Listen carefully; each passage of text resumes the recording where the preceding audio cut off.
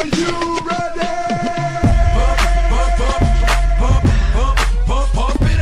pemilih, jumpa lagi dalam acara Ngode Ngobrol Demokrasi KPU Kota Pasuruan. Nah, hari ini spesial. Kita akan bertemu dengan sosok yang luar biasa, yang pasti sudah dikenal banyak orang. Kita akan ngobrol dengan Bapak Denlaks atau Denny Laksono. Sugeng Enjang Pak Denny. Selamat pagi Sugeng Enjang Bu Niken. Ya. Kabar baik? Alhamdulillah sehat. Baik. Puji Tuhan, alhamdulillah sehat. Pak Denny, ini di KPU Kota Pasuruan sudah berapa tahun, Pak? Baik, kami sudah 5 tahun sejak tahun 2020 diberi amanah sebagai sekretaris KPU Kota Pasuruan. Sebelumnya di KPU Jombang. Oh iya. Jadi teman pemilih, Pak Denny ini sekretaris KPU Kota Pasuruan, sebelumnya di KPU Jombang. KPU Jombang. Nah, sudah 4 tahun, sudah melewati berapa kali pemilu Pak Denny? Kalau untuk pemilu baru 2024. Berarti 1 kali ya? Ya, untuk di KPU Kota Pasuruan ya. Nah, sebelumnya di KPU Jombang sudah beberapa kali, sejak tahun 2008. Oh ya, sejak 2008 berarti sudah beberapa kali ya. melewati masa-masa pemilihan umum dan pilkada. Nah, ini kalau di Pasuruan pastinya kan berbeda dengan di Jombang. Keadaan masyarakatnya berbeda, kemudian juga luas wilayahnya berbeda dengan Jombang.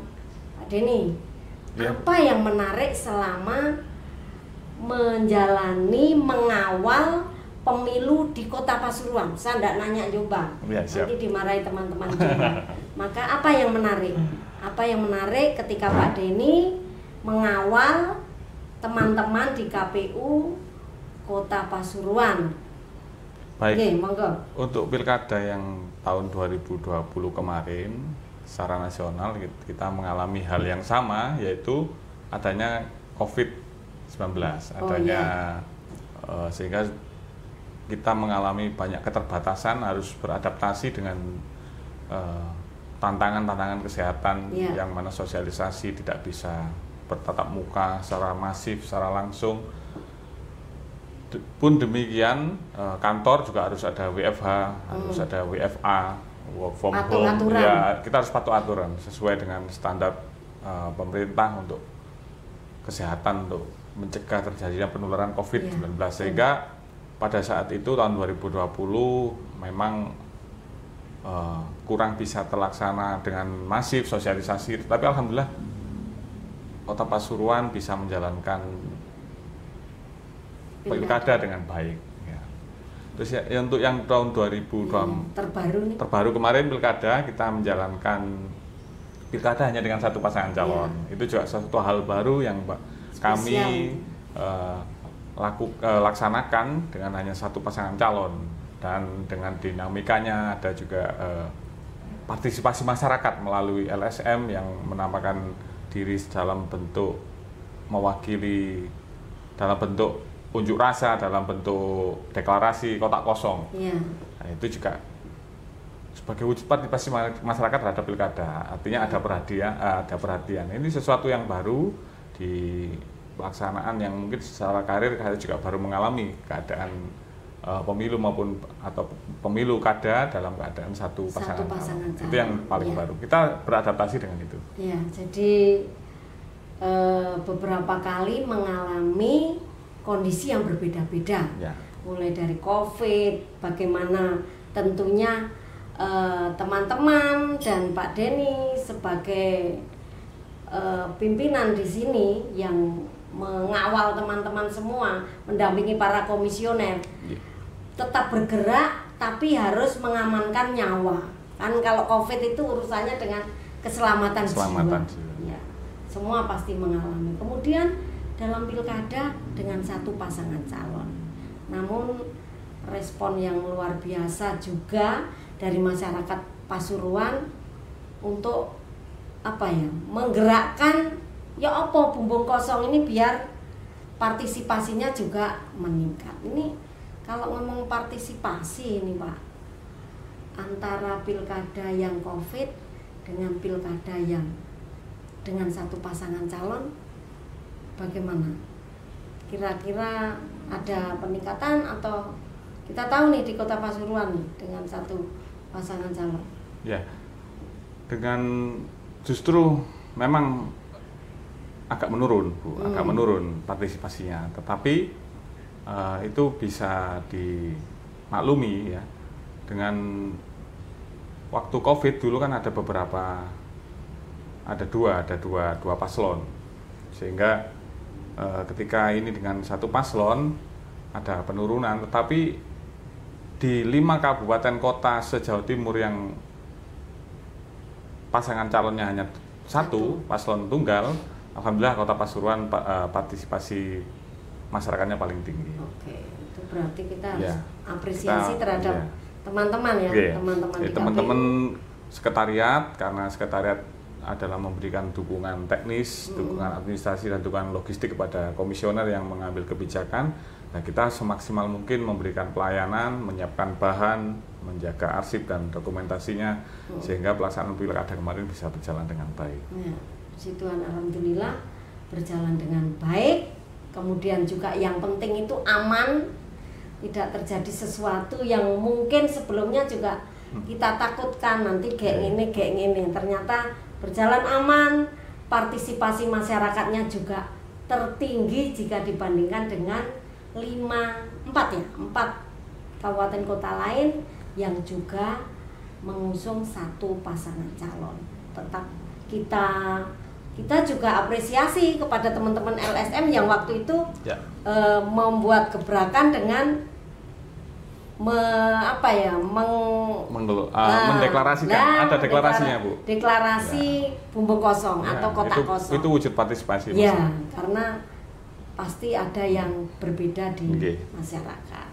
Itu tentang pilkada dan pemilu. Sekarang Pak Denny pastinya kan di sini berbaur dengan teman-teman yang luar biasa ini. Adakah hal-hal yang perlu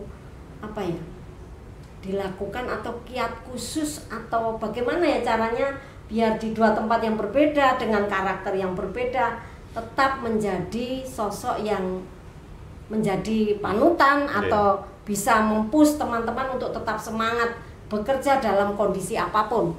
Baik. Monggo. Jadi kami kalau boleh sampaikan, mohon izin Bu, Nggih. bahwa sekretariat itu adalah nyawanya kantor dimanapun berada. Jadi walaupun tidak ada tahapan, tidak ada kegiatan yang sifatnya rutin, sifatnya tahapan pemilu maupun pilkada, tetapi ada kegiatan rutin yang harus diemban tanggung jawab sekretariat karena dia sudah menjadi tugasnya digaji oleh negara setiap bulan sebagai pegawai negeri, sebagai ASN, maka tugas-tugas administrasi, tugas-tugas pelayanan perkantoran harus dijalankan walaupun tidak ada tahapan, termasuk pemeliharaan arsip dan pertanggungjawaban keuangan. Nah, bagaimana kita mendesain biar kantor, biar teman-teman sebagai melaksanakan kewajiban ini sebagaimana senyaman mungkin seperti rumah kedua. Nah, ini mungkin bisa kita siasati dengan kegiatan olahraga, kegiatan. Jadi jangan sampai kantor KPU ini tidak ada kegiatan, tidak ada nyawanya, karena pelayanan, penjagaan logistik, pengamanan kantor, pelayanan masyarakat ketika ada tamu, terus perkantoran seperti jangan sampai air mati, listrik, itu kan tugas-tugas sekretariat, segala macam, termasuk perawatan arsip dan perawatan dokumen. Itu menjadi bahkan ketika masyarakat meminta data pun itu adalah tanggung jawab sekretariat karena atasan PPID, pejabat pengelola informasi dan data itu ada di kesekretariatan. Nah, maka dari itu kita sebagai sekretariat dalam Undang-Undang Pemilu itu mempunyai tanggung jawab memberikan dukungan tadi yang saya sampaikan, dukungan teknis, dukungan logistik, dan dukungan administrasi. Ini harus disiapkan. Jadi sekretariat harus mampu semuanya. Jadi menyiapkan bahan, misalkan besok komisioner ada pleno tiap Senin. Jangan sampai memberikan masukan atau advis ke komisioner bahan untuk pleno malah membuat salah kebijakannya. Jadi sekretariat harus lebih mampu membaca aturan, membaca perubahan perundang-undangan itu juga. Jadi teman-teman sekretariat, karena sekretariat kan sampai pensiun, jadi harus mengupdate diri. Ya. Nah, termasuk pelayanan literasi, misalkan ada permintaan data berkelanjutan, sipol, aplikasi-aplikasi digitalisasi dalam pemilu, mereka sekretariat harus berkembang, harus mengembangkan diri. Harus satset buat bosone saiki. Jadi kadang sat, kadang sep, buat tepat, siap sedia. Baik, Pak Denny, ini kan ngomong ASN, ngomong teman-teman sekretariat, siap sedia kapanpun dan dimanapun. Maka pastinya ini permainan catur ini berjalan terus. Nah, ini Pak Denny ke Jombang terus ke sini. Ini dalam percaturan ilmu sekretariat KPU itu normal ada pergeseran, ada begitu Pak Denny? Iya, wajar Bu, dalam organisasi apalagi dalam undang-undang pemilu itu disebutkan manajemen kepegawaian sekretariat itu disebutkan langsung dalam undang-undang harus terpusat dalam satu manajemen kepegawaian, artinya terpusat. Kalau di ejawantakan dalam praktek sehari-hari harus terpusat. Jadi tidak ada lagi titipan dari Pemda yang otomatis mungkin independensinya bisa kurang maksimal. Maka harus terpusat. Dan kalau terpusat berarti pegawai NKRI harus siap ditempatkan di mana saja. Kami dulu di Jombang misalkan dari 2008 dari staf teknis data misalkan waktu itu, terus Kasubag, akhirnya promosi. Teman-teman di sini juga gitu. Harus sudah biasa semua. Ya rotasi. Ketika Satker, ketika lembaga ini membutuhkan, bahkan kita kemarin PBJ misalkan, kita butuh orang lain, kita butuh dari Satker lain, minjam. Itu sudah biasa. Jadi nanti ketika jenjang karir terus lembaga ini KPU secara nasional ini membutuhkan di tempat lain, ya kita siap. Ada beberapa P3K kita juga kemarin ada penugasan dari Mojokerto seperti Mbak Vio itu, ada yang dimutasi ke Ngawi, ke Mojokerto, ke kabupaten, ke lain tempat, itu suatu hal yang wajar. Dan memang kita sudah mengabdikan diri, memilih itu sebagai pilihan hidup. Tanda tangan hitam di atas putih. Maka teman-teman sekretariat dimanapun harus tegak lurus, harus siap gerak ketika ada perintah. Nah, siap melaksanakan perintah sesuai aturan perundang-undangan. Demikian, teman pemilih, kita sudah ngobrol panjang dengan Pak Denlax yang hobi skuter, pionirnya Labubu di Kota Pasuruan. Biar sehat, karena sehat itu mahal, maka nggak usah ngenteni loro.